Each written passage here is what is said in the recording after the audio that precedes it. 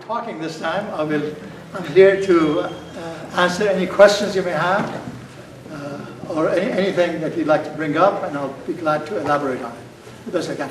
Let me begin, although, by saying that in the Baha'i Faith, there's no clergy, there's no minister, there's no pastor.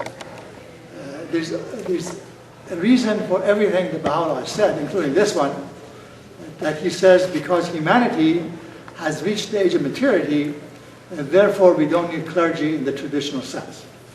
And he elaborates on the fact that in the past, ministers brought harmony in many ways to groups, congregations.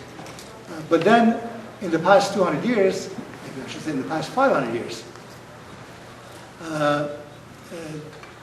they have caused, in general, it can be specific to one person, in general they have caused more division and separation and disunity rather than unity, which is the purpose of religion from Moses to Jesus to Baha'u'llah. Therefore he says, no clergy, but democracy, which also Unitarian Universalists in many ways practice. But there's a specific kind of democracy that when we get to it, I will discuss it. So any thoughts, any questions that you'd like to bring up? Please. Yeah, I would like a little bit more information on the governance process, yes, because it's so powerful. Yes, that's actually along the line of what I began right. saying. Governance in the Baha'i Faith. Because we don't have clergy, and because Baha'u'llah 150 years ago promoted democracy, but it's a unique kind of democracy. Which means that in any city, town basically, in any area where the number of adult Baha'is are more than 9, there will be an annual election. But this election is not like the election that we see. And there's a reason for that. Which means that the election should be secret ballot. Even I and my wife do not reveal to each other who we voted for. So secret ballot, number one. Number two is that there is universal voting. Anybody who is an adult Baha'i can vote in that process. Number three, there is no candidacy. I cannot stand up and say, I'm a good guy, vote for me. Opposite. He says, vote for those people who are humble, who are servants of the community, not the ones who want to be bosses, right? So in that process, no candidacy, no propaganda. Nobody can put an ad in the paper so that, the way we see it in the political process today, and also there's a whole series of things that he's written on the question of politics, how corrupt it has become. 150 years ago we were saying it. And how this would lead to more division and disunity and disharmony and fighting with another rather than creating harmony. So no propaganda, no candidacy, secret ballot, and you choose 9 people who would serve you, not boss you around, as they say, for 1 year. After 1 year, there'll be re-election. You elect 9 other people. Within the country, like in the US, the Baha'is, who reside maybe in 1,500 cities, some places 10, 15, some places 100, we have an annual election, again, of a 2-step process. We elect, like electoral college, we elect some people from each community to go to Chicago, which is where the Baha'i Center is. But at this time there's 170, 175 delegates. And those delegates, not among themselves, but among all Baha'is of the country, they in turn elect 9 people who would represent Baha'is for 1 year again. And then on a global level, again, we have the same process, but because it's cumbersome, once every 5 years. Again, from all these national spiritual assemblies of the Baha'is from all across the globe, which are over 100, I don't know exactly how many national assemblies there are in different countries of the world, they gather in Haifa, which as you remember was the place where Baha'u'llah passed away, the founder, that became the center of the Baha'i Faith. in Israel. And they in turn elect 9 people. Now, you may ask, how do they represent the world? Or USA, England, France, and all that. For Baha'is, the earth is what? Is one country, and mankind is citizens. It doesn't matter if 9 of them are from the US, or from Canada, or from Australia, or from Egypt. It doesn't matter. You elect 9 people that you think are the servants of the human race. And these 9 people serve the community for 5 years, and they'll be re-elected. Or somebody else will be elected. Did I answer your question? Yeah, there's also a way that you, I wouldn't call it conflict resolution, but it's more of when you're trying to make a decision, yes, the way that goes about, which I found fascinating. I mean, I got this much of it, so I'd like to know more about it. You ask wonderful questions. Again, all of this is Baha'u'llah's charter for world order or oneness of the humankind. One of which is exactly what you're referring to, which means that what is basically the process of dialogue and consultation. Right. So basically there's a book of compilation of how we ask questions, how we have dialogue. There's never a controversy, or if it becomes a controversy right. of fighting against one another, he says, that's not what Jesus wanted, that's not what Baha'u'llah wanted. Something is wrong. Stop it. So in these assemblies or in these communities, Baha'is should get together. We are all human beings, we make mistakes. When we make mistakes, open the book of Baha'u'llah. He says that have loving conversation. When it becomes controversial, read a prayer, reflect on it. When there is still controversy, then at one point, I guess after a 3-step process, something like that, then you vote on it. So this is done. One reason why it doesn't have to be 9 people, but odd number. So that it could be 4 people against, 5 people for a certain thing. Then you vote on it and you decide, and that becomes the decision, not of the 5 people of the community. Then he advises, though you guys who voted against it, don't go around with propaganda, causing more turmoil and division. That is your vote. Now, if you disagree with it, there's still a step process. You say your idea to the National Assembly, they in turn, or you can also directly go to the Universal Laws of Justice, the global body, and say that this is how they made that decision, and I think that this is wrong, detrimental, whatever.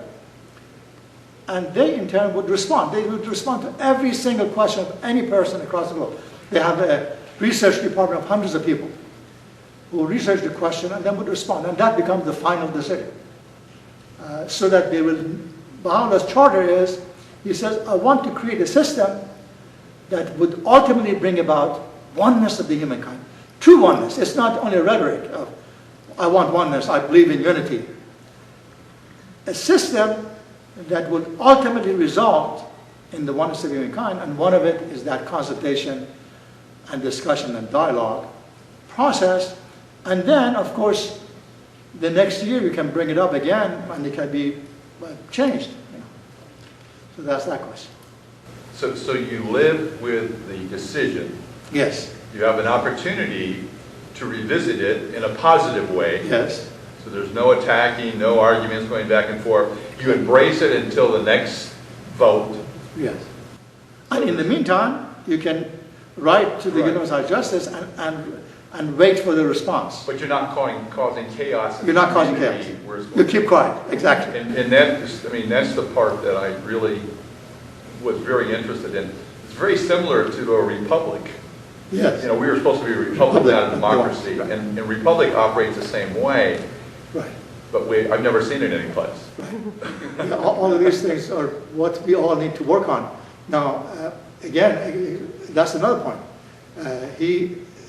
Democracy has limits, and that's one of those limits. Right. So, for example, what we have in the election systems, you vote for a candidate and you call him to task, you bring him here, or to wherever he's talking, and he said, did you do this, did you do that? That's what we wanted, and you did this. Not in the Baha'i way. How do you think it is? Democracy, which means that you elect the 9 people that you think would serve humanity the best they can. But they're not accountable to each one of you guys for whatever your whims and wishes were. They're accountable to a higher source, which means that are they making decisions which are for the good of humanity at large? Not for the particular town, not for the particular person, but humanity at large. No special interests. So again, what? No special interest groups. No special interest group, exactly.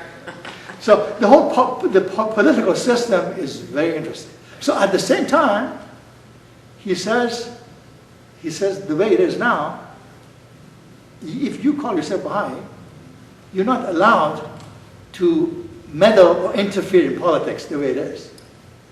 Because if you do it, what happens? You're a cause of division. You're not a cause of harmony and unity. You think you are, but you're a hardcore Democrat, a hard Republican, or you can become a hardcore Christian, whatever. You cannot do that.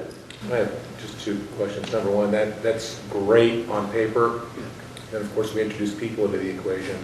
How does that work in a practical sense? Does it actually meet your goals, your ideals? Let me just say this, and then the way we practice it, basically, Baha'is just you think of it of a nucleus of 5-6 million people who are practicing it, so that eventually it has been 170 years, so it may take another 100 years, so that in 100 years or whenever humanity is ready, would understand that this system works.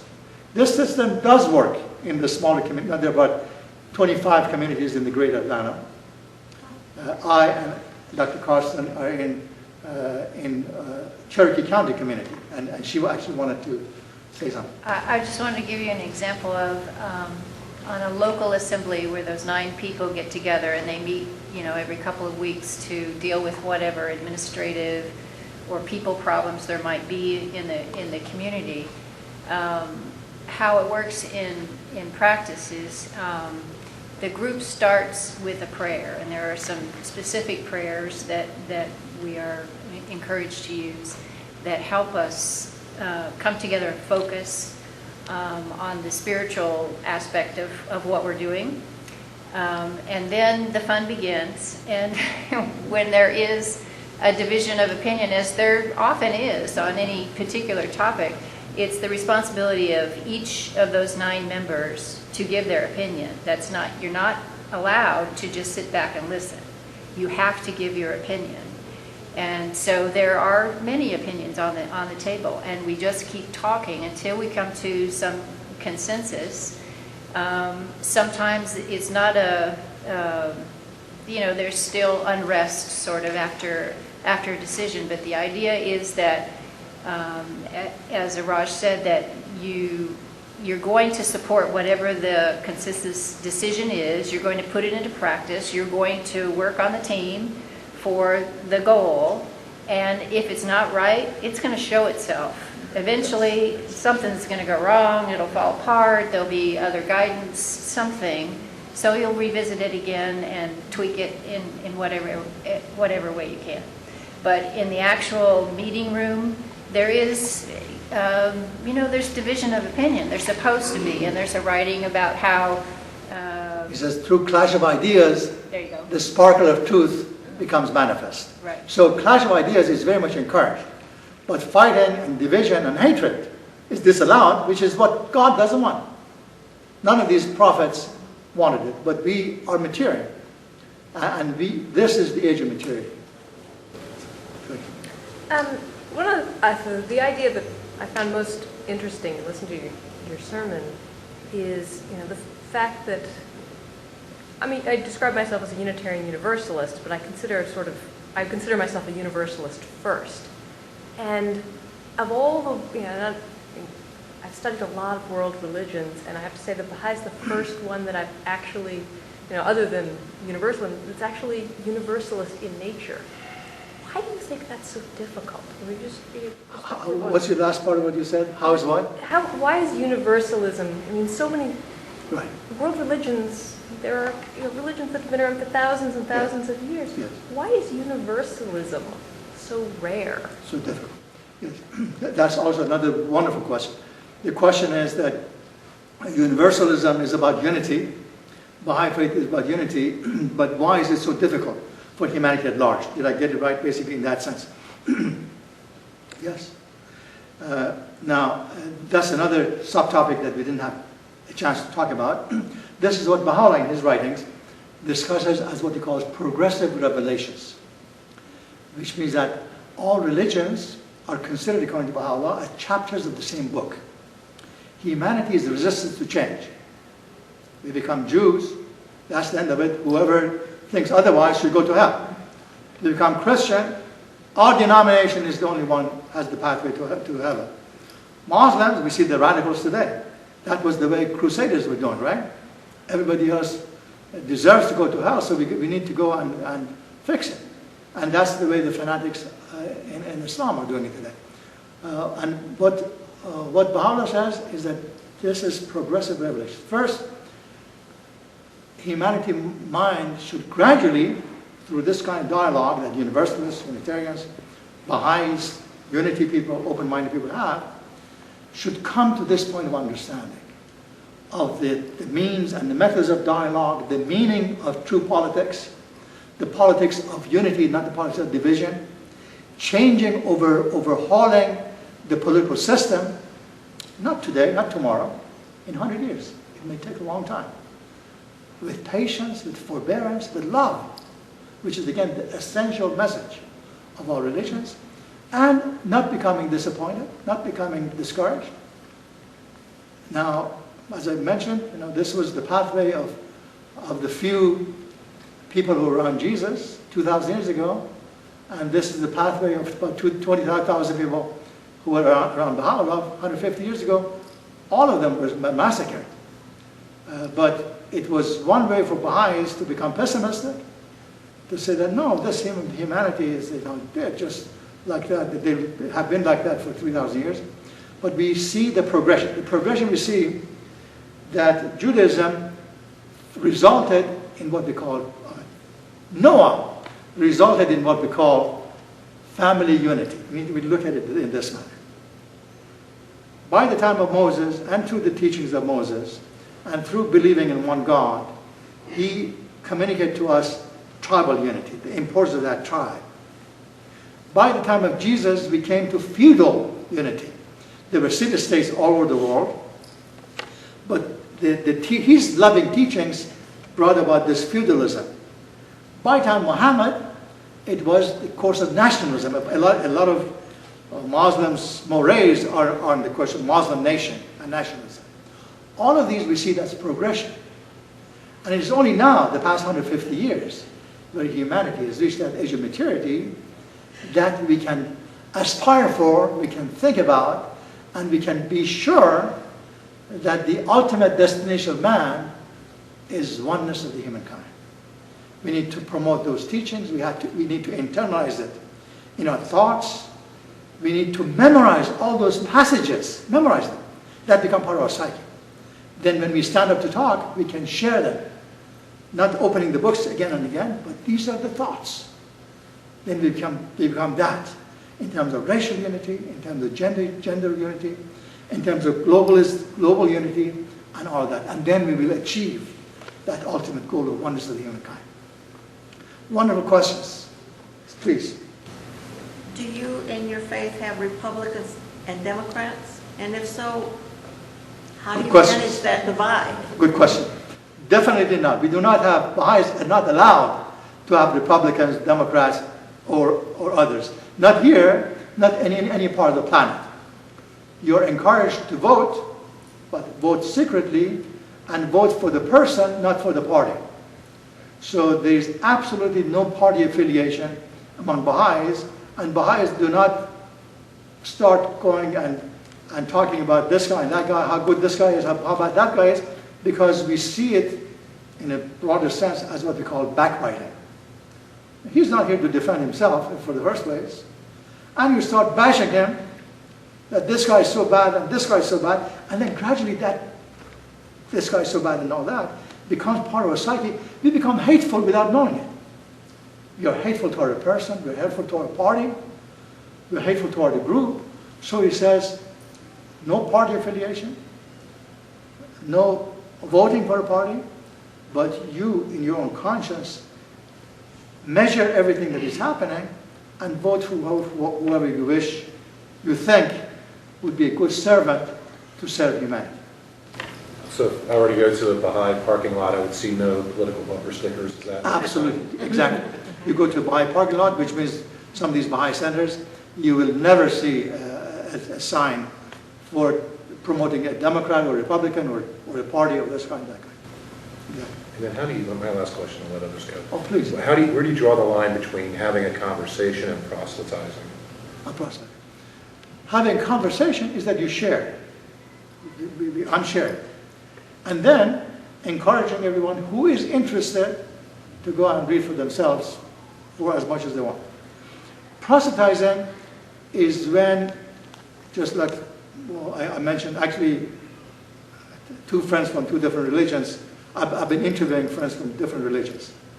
And two from two different faiths confronted me that your way, you will go to hell. That is not the way to do things. This is the only way. Let me tell you as a friend, come this way, otherwise you go to hell. And while you have a chance, while you're still on this earth, do this. This is proselytizing. And judging, which is forbidden, I think which is forbidden by Jesus. It is re-emphasized over and over again that never judge somebody's faith. And never try to talk in that manner that this is the only way, that is the way. And I know what God is saying, and all of you guys are wrong. That's absolutely forbidden. These are wonderful questions. How did you come up? No wonder you're rationalists, Unitarians, Universalists. Go ahead. This may sound like a silly question, but what about, does this involve sports as well? Like what about what? Or sports teams, like being on separate sports teams, Oh. is that, I know it's not as intense as politics, but it can get pretty hairy sometimes. Exactly. You know, again, I think that's a good thing to say. That's an advice. My grandson, the oldest one, who is 22, he just graduated from the University of Georgia, and he's very much into sport. He loves sports, football, basketball, you know, and he could get a job for twice the salary, but he wanted to work for Falcons, and he started a job with Falcons, and he's watching the games and this. So my advice, again, with Baha'i principle, is that as long as you don't become fanatic in it, and you say, this is still a game, you know, and if I'm for this team, for that team, that's fine. But watch yourself, watch your psyche, because even that could make us hateful toward another group. Wonderful. It's all along these lines. Yes, thank you. It seems, this is more of a comment, it seems to me that the religions of the world have and are continue to fail because they are often about power and being right rather than about serving mankind, like you're saying. Well, it is a comment on a question. Your comment is that even though that these religions, rather than serving mankind, many of them are divisive and can become divisive and hateful and this and that. Is that, do I hear it right? Yeah. Now, Baha'u'llah, one of his books is on that question alone. It's called the Book of Certitude. And in that Book of Certitude, in 250 or so pages, he explains this idea of progressive revelations. That there was nothing wrong with Jesus or Moses or Muhammad. They all came to teach us these steps toward unification of the humankind. It is man who divides. Jesus was one. How many sects of Christianity do we have? Some people say 2,000, but at least 200 major ones, right? This wasn't what Jesus was teaching or practicing. But he says this is all because man forgets. And his idea of progressive revelation is that approximately once 1,000 years, that there's that renewal. Now, Jesus in many ways said that he has a new message. In many ways he said he doesn't have the new message. He's reinforcing Judaism and Moses' laws. So Baha'u'llah says that, but then because we are resistant, we remain Jews, we remain Christians, we remain Muslims, and then we are resistant to anybody who brings anything new. So that's why Universalists, Unitarians, and Baha'is are open to the spirit of oneness of God, and Baha'u'llah teaches if there's one God, and that's the Baha'i ring, by the way. Baha'i ring has simply 3 lines. There's one God. The lower one, there's one race, which is the human race.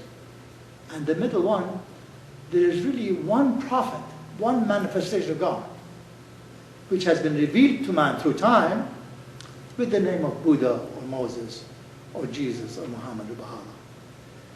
He suggests the human psyche to change from that this is my religion and this is my prophet and this is my God to this universality of thought. It may take another 100 years, but we need to work on it. And he says, his exact quote, I shared with you one of them, this is the changeless faith of God, eternal in the past, eternal in the future. And then in the second part he says, you deny one of them, you deny all of them. Why does he say that? It's because when he says that, I believe in this particular denomination, but I don't believe in any one of those things, we tolerate, I guess as unity people we also tolerate, but Baha'u'llah goes one step further. Not only we tolerate, we accept, we know it as part of the same truth. Otherwise we're still divisive. Could you talk a little more about Baha'u'llah, how did he describe his relationship with divinity, with God? Right. Yes. Baha'u'llah explains, these are all $200,000 questions. Baha'u'llah, with regard to divinity and Baha'u'llah's relationship with God, and so on. Baha'u'llah explains in no uncertain terms that manifestations of God, from Jesus to Baha'u'llah, have 3 stations. And that people through history, particularly in Christianity, have confused it badly. Well, Jesus is God, right? We have some groups who said Jesus is God, right? Baha'u'llah says, in that sense, it's impossible. He was a man who lived on this earth. He was a special man. He was a special son of man or son of God, or whatever way to view it. And so it is with all these other, he calls them manifestations of God. These are pure souls who have come to guide mankind to unity. But none of them are God. God is the unknowable essence. And he says, so they have 3 stations. The main station is that you are intermediary between God and man. They're intermediary. When you confuse them with God, when you confuse them with other moral leaders, whether you call them Thomas Jefferson or Gandhi or anybody else, that's still confusion. They're not average human beings. They're not God. They are intermediary. But then he explains that when they convey the message of God in its purity, you can say they're God, because this is not from them. This is the pure message of God. When they explain in their own terms, as that's what I got from God, that's what I share with you, they're that intermediary. But then, they're normal human beings that they can marry, or some of them may not marry. They eat, they sleep. They're like you and I in that sense. So they have these 3 stations: divinity, mainly intermediary, and also a human being. Any other thought? Just a thought based on what you just asked. Then, it's my understanding over the years I've looked at a lot of different religions, and I came to the understanding for myself that all religions basically come from a human being, an individual that was part of a religion of some type, had some revelations themselves, some clarity through the process of discovery, was able to come up with their own understanding, which included many pieces, but their own understanding. And they began to live their life based on those principles. People around them saw that light, and wanted it. And those people, those beings said, I'm not a Bible quoter, but these things and even greater things shall ye do. In other words, it was about don't follow me, don't do what I say, practice these principles, and live your life based on that. And to me, what's happened is that religions come from people that are not willing to do the work themselves, that need somebody in between to tell them what to do and what to think. And for me, it is my grandfather used to say, when two people think identically, one of them's not necessary. and I really have embraced that over the years. As you know, I'm interested in science and spirituality. I mean, that's my path, combining two together. And it is the one piece that I'm still not clear on, and I'll spend time maybe meeting with you and talking to you in the future. The intermediary is still, it's the priest, it's the rabbi, it's the mullah, it's all the people that, in their religions, that present that they need to go through an intermediary in order to access direct knowledge themselves. It seems to go totally against what most of the people that created these paths for themselves said, that you can go direct yourself. You don't have to go through anybody else. You can use them as a guide or as a way shower to get your thinking in a certain way, but their intention is for you to eventually have direct connection with divinity yourself and function at your highest level there. And a group of people that function like that is what I'm looking for. And I think Baha'i comes closest based on my understanding to that. Am I wrong in my thinking? Very much so. Let me explain it further by saying that Baha'u'llah considers these unique few, what he calls manifestations of God, as perfect mirrors. He actually gives the example of sun. He's called it the sun of reality, which is God, and a clear mirror, and these are perfect reflections of that sun of reality, like Jesus and Baha'u'llah and others. But then in between, there are many pure souls, like Mother Teresa, Gandhi, Martin Luther King, who understand the truth from the depth of the being, and through one of these ways, they actually practice it as well. And then they also have a following. And there have been many good rabbis and priests and imams and so on and so forth. But then Baha'u'llah says that intermediary of a minister or rabbi pastor, its time has passed. It is not time for all of us who are made in the image of God go to that source. Read these books, all of them. He says, get the whole book of the Old Testament, New Testament, Quran, Baha'u'llah's book, chapters of the same book. Read them, internalize them, practice them. And without practicing, it's all words, right? It's no use. The fact that Jesus says we are made in the image of God, and Baha'u'llah, if you want to share this, he says, O son of man, I love thy creation. Hence I created thee. Wherefore do thou love me, that's love God, that I may name thy name and fill thy soul with the spirit of life. We need to go to the source, purify ourselves. You have another point. I mentioned this to you earlier, but to share with the other people here, I think one of the most unnoticed section in the Bible, Luke chapter 17, verse 21, kingdom of God is within you. And with that assumption, it sort of eliminates all the other conversation about God, because God is right in us. We are God. The question of are we God, we are God, and so on, has been an eternal question. Particularly from the time, from 10th century on, we see a lot of ascetics and Sufis, particularly in the Islam tradition, who were approaching this question. And then I would say from Baha'u'llah's perspective, confusing ourselves with God. Because from Jesus to Baha'u'llah, the explanation is that we are made in the image of God. And the more pure we become, the more perfect we become, the more of that sun reality can come within us. But from Baha'u'llah's perspective, at least at this stage of human development, is that those perfect mirrors, we still need them. We still need to go through them, in addition to Gandhi and Jefferson and Thoreau and Emerson and all the other wonderful divines in many ways.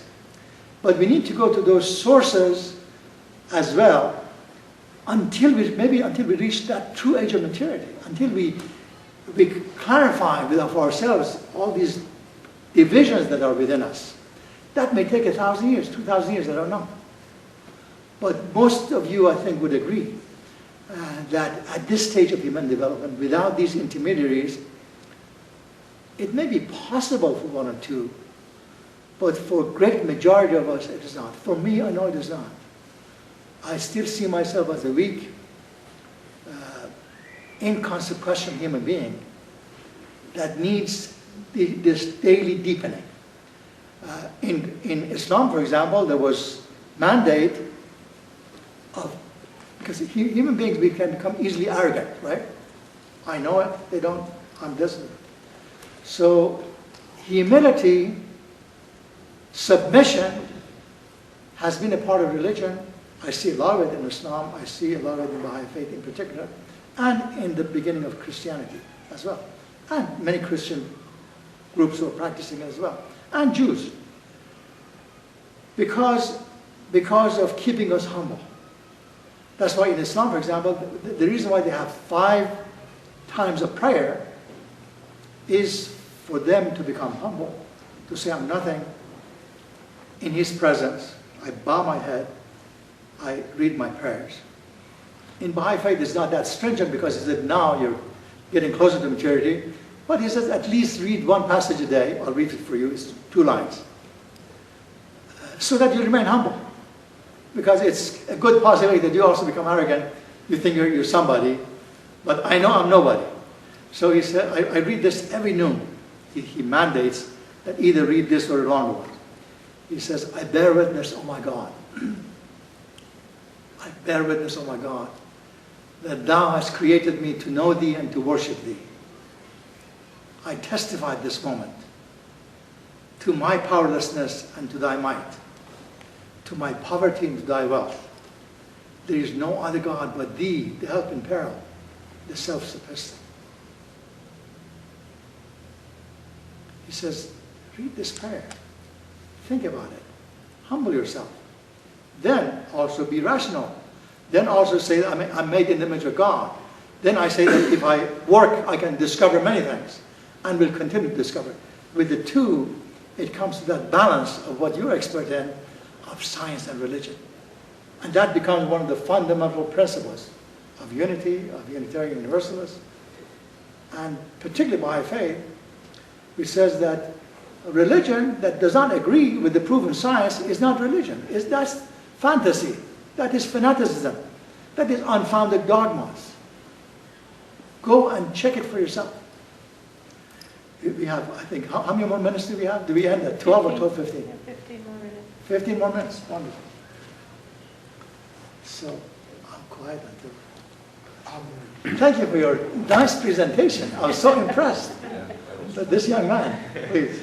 I was wondering, the Baha'i Faith talks a lot about the unity of all religions and of all the gods that the different religions adhere to. How does the Baha'i Faith approach people who do not believe in God? Okay, Baha'i Faith, the question is, or the comment, the question is, that the Baha'i Faith who accepts or promotes unity of all religions and unity of mankind, and so on and so forth, then what about atheists and agnostics? So, wonderful question. I guess in a way, in part, I answered it during my short talk, and that is the definition of God from Baha'u'llah's perspective, so that it would include all humanity. He says to all of us guys, particularly those who are too strict on the question, God is this, God is that, God is powerful, God the Almighty, God is that and that. He says, none of you guys really know. Whether you're atheist or agnostic or follow religion, None of us really know. None of us, no matter how much you pontificate, no matter how many years you have been a minister or an imam or whoever, you cannot know God. I cannot know God. I cannot know the essence of God.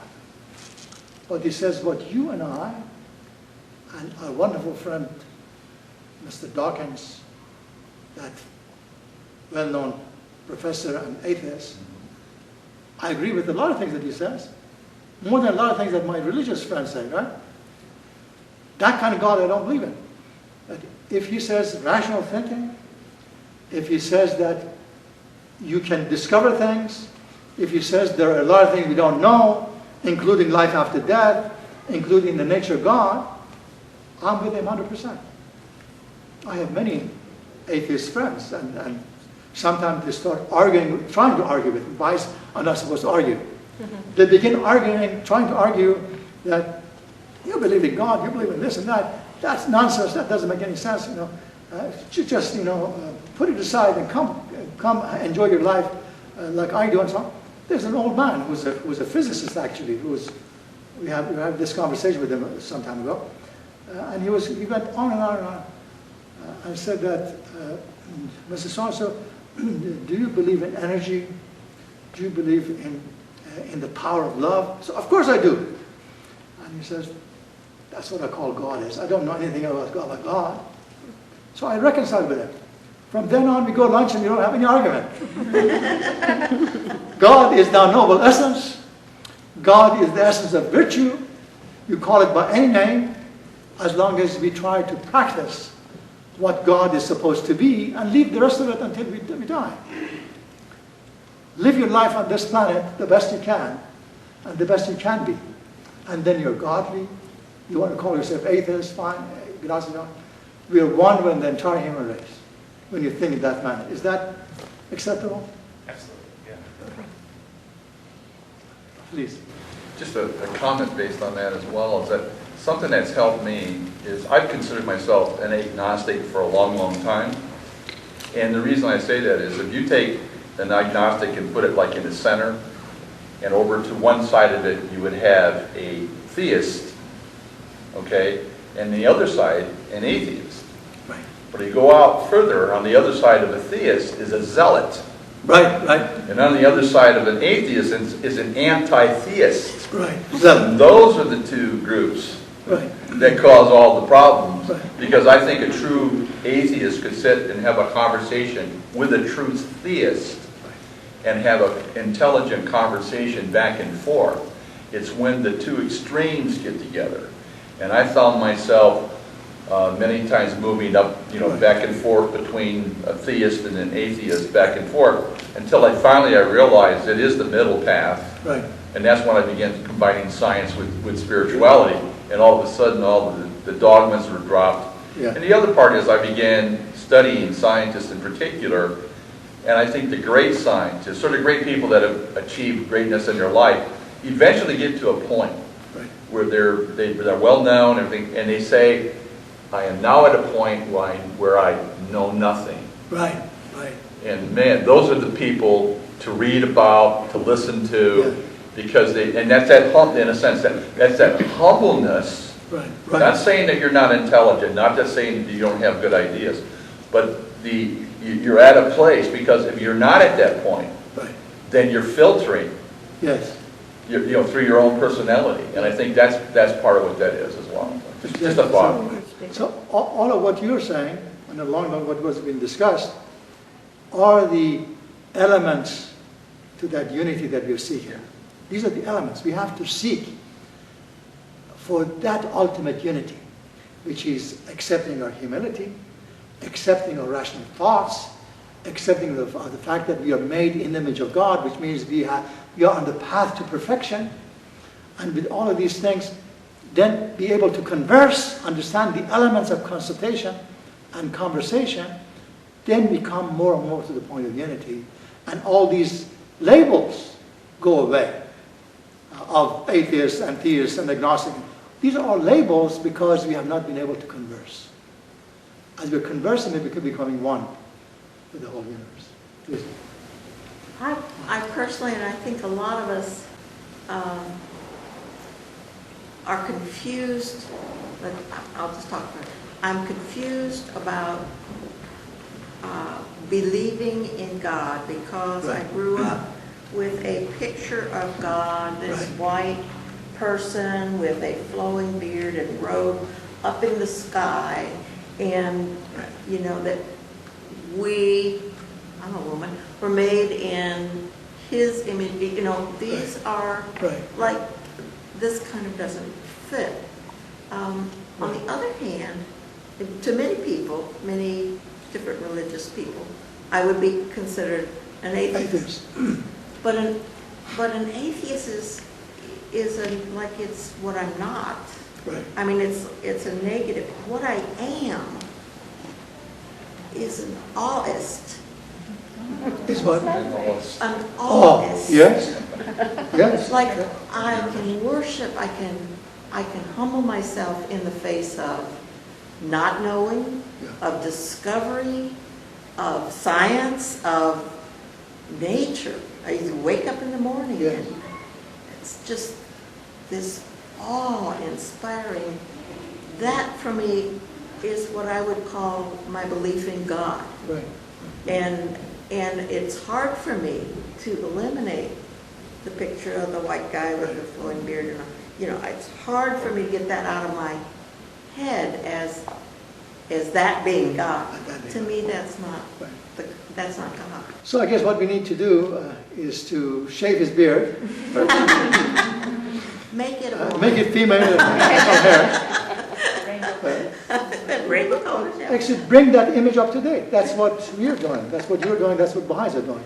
Bringing that image of that kind of image, maybe a negative image of God, to just the concept of love.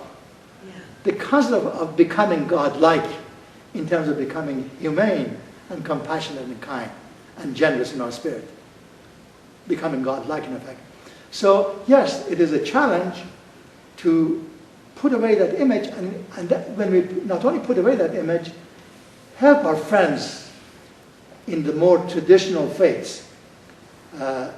Like these two friends that I said from two different religions who approached me that way. They had that image of God and that image of religion and that image of forcing their way on it. So finally what we agreed on is rather than having an interview to be taped, he said, can I take you to lunch? And we're going to have lunch. So I have lunch with one of them this Thursday, then lunch with another friend the following week. And then the other thing that all of us should do is the ability to listen to those friends. Because all of us are searching for that oneness. All of us are searching for that peace within. But when you have those images, those conflicts, you're not in that way. May I go to her and then to you, because you had the question first, if you remember what you asked. And these would be our two last questions. I was listening. I went to my parents' church last week. My parents are Christians, and I listened to the pastor, and I'm not sure why this drove me nuts last night, just after hearing it. And I heard the pastor say that, you know, the idea of like ministering, Christian ministry or evangelism, I believe, is to know him and let him be known, and how to like preach the gospel to other people, and how to like avoid confrontation with people and arguing. And he mentioned something that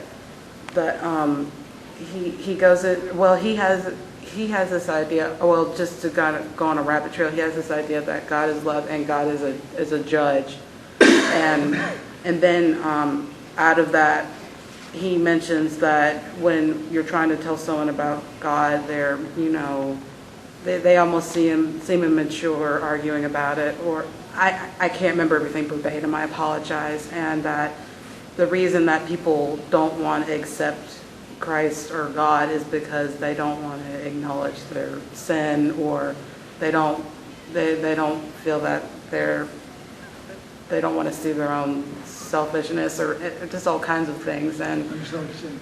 And I thought, well, wait a moment. What about people of other faiths? This is not just these folks. I just feel that's very narrow, or that's kind of a little bit of pigeonhole, that because you do have immature, arrogant, selfish people who claim that there's no God, but what about other people, like people of the Baha'i Faith or Islam or Buddhism that preaches selflessness and accepting humbleness and love? Right. And This is, okay, and the question or comment is on the question of people who think in a particular way, and who think that the way to salvation or heaven is through a particular fashion, and this and that. How do we deal with it, basically, and how do I think? The Baha'i suggestion, as I've mentioned, is that these are all, it's just like rivers coming to the same ocean. It's like that. It is all like people who are going on top of the mountain from different directions. And if a pastor or a minister thinks in a particular narrow way, those of us who want to think more broader, we can help that person, or we can nourish him in suggesting to him that if he loves Jesus, if he loves God, and if he thinks that the path to salvation is in this particular fashion, fine. But you and I should think for ourselves, right? Most of us gradually would think for ourselves. If it leads to unity, if it leads to peace, if it leads to love of the entire humankind, if it embraces all of us, fine. If not, I'm not going to argue with them. I'll just part my way and find a place that nourishes my soul. That would be my suggestion. Question here, and then you. What do the Baha'i do with passage? You said read all these holy texts. I mean, what do you do with passages from the Bible or the Quran or whatever in which God is wrathful, in which God's not about, God's is about, punishment or division, or there's a lot of things in the in the Bible which isn't about love. It's not about unity. It's divisive. It's violent. What do the Baha'i do with those passages? That is also part of what the question is, that there are many parts of the Bible and other scriptures which are not peaceful, which are violent, which could be even sexist or racist, right? And so on and so forth. And how do I deal with that? This is, I guess I referred to it briefly in the talk, that Baha'u'llah says, I obliterated from the book, this is from the Book of God, all these books, anything which was the cause of hatred and division, and added whatever is the cause of love and unity and kindness. So for that reason, a Baha'i would suggest that if you read the smallest book of Baha'u'llah, it begins by saying that that's the essence of what Moses and Jesus and Muhammad and all the rest meant to tell you. Some of them you're not ready for it, man of 3,000 years ago, in that desert of Arabia or Palestine. And some of it was what he calls the accidentals of the time. People were racist. And believe you me, none of these books, except these books, were written by any of these manifestations of God, right? You know that Old Testament Bible was composed in the course of 1,400 years by hundreds of individuals. And tell any rational person, of course many people are not rational, tell any rational person that this was written in the course of 1,400 years by hundreds of individuals, and this is all the word of Moses and Jesus, any rational person will tell you no. It's impossible. It cannot be. And that's what Baha'u'llah says. The essence of all religions is one and the same. They were revealed at different times. None of them were composed by those founders of religions. But the essence of it is love and unity. If you can extract those passages like Jefferson did, and stick with that, fine. If you want more, I'm giving you more. I spent 40 years in jail. I had a lot of time to write. So that's part of it. That's what. And let me also mention that I did mention that we had a class on the essentials of the Baha'i Faith in 6 sessions. I see there's 10 or 12 people here. If there are a number of you who are interested to have such a class, I'll be more than glad to do it. And it costs you nothing, because also Baha'is usually don't charge anything for coming here. This is my privilege to do it. So go ahead. What's your concept of the afterlife? Right. Okay, there's a book on the whole question. But in 2 minutes, Baha'u'llah says there will be confusion in the minds of some people that either we or some of us would physically resurrect and this and that. This body disintegrates. We all know that. All rational people know that. This body disintegrates. But that spirit, which you call it the spirit of love, whatever it is, continues. And so that spirit of love, that when we were made in His image, in that image of love, that spirit continues forever and ever. At least that's the hope. That's what also Baha'u'llah confirms. That spirit continues until we connect to that source of it, which we call God. The source of that goodness. So however we want to imagine it, however we want to interpret it, or at least a consolation that this is not the beginning and the end. If all of it was this beginning and end, was all this, I mean, it would not be really a fulfilling life, at least the way I think about it. Not for the fact that, the Baha'u'llah's explanation of heaven and hell is that heaven is being close to that source of goodness, which we call God, or love, or energy. And hell is living a life of deceit and hypocrisy and cheating and all that. That's heaven, that's hell. So live with that concept, and in many ways do not dwell on what's going to happen later, as long as you live the life, a virtuous life of goodness. That's that explanation. One last question. Just a comment, because that's a very okay, important, give a comment and maybe she had that last part. I mean, years ago, the Polish Pope, I can't remember what his name was. As you know, the popes will do their catechism from the balcony, in Rome. And he was asked, because he taught catechism in the class, he was asked the question about what is heaven, what is hell. And he basically said over 2 sessions that heaven and hell are states of consciousness. State of consciousness. He even said the word consciousness. Yes. And that heaven is a state where you feel disconnected from love and the whole, and hell, hell is when you feel disconnected from that, and heaven is when you feel enlightened and you're at a different level. So even at that level, the Pope says that these are states of consciousness that you create for yourself. And I think that was, it only lasted for, I think they reported in the news for like 2 days, and then all of a sudden it disappeared. It was just gone. But I actually wrote an article on it. And, but it was so powerful. It's basically along the line of what you're saying. Your comment or thing, and then I guess everybody's watching. Time is to leave, so she has a comment. Go ahead. You had a comment? Oh, actually, I did have one more question, and that's it.